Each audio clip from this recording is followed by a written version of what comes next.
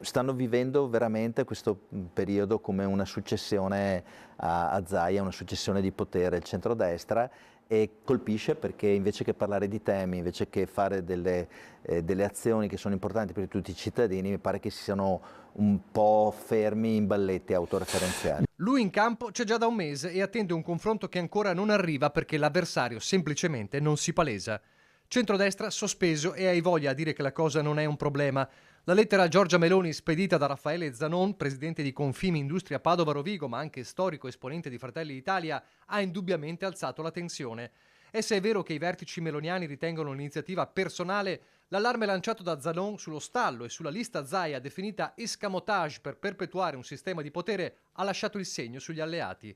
A Ring Villanova fa ironia. Io devo intervenire come capogruppo della Lega o come dentista libero professionista?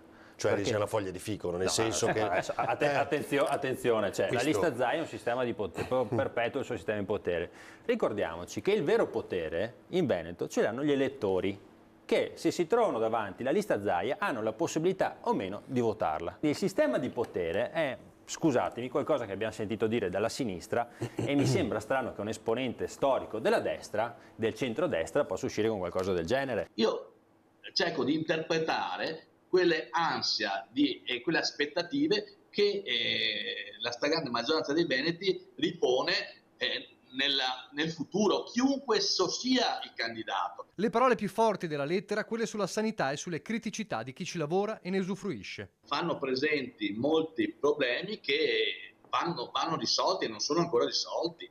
Queste cose bisogna dirle con coraggio, con onestà, perché saranno i futuri problemi che la coalizione dovrà affrontare. Manildo da par suo registra un fatto concreto in linea con quanto sostiene Zanon come imprenditore. Io ho incontrato persone, imprenditori, professionisti, persone anche con idee politiche probabilmente diverse dal centro-sinistra, che hanno incominciato a rivolgere forti critiche. Uno sul fatto che questa campagna elettorale sta diventando troppo breve sui temi. È l'appello di tutte le categorie, non si è mai visto che le associazioni di categoria venete facciano insieme un appello dicendo: cerchiamo di parlare dei temi, la situazione del Veneto non è una situazione così da isola felice. E nelle ultime ore proprio Manildo torna sulla decisione di Palazzo Balbi di varare il bilancio provvisorio per il 2026.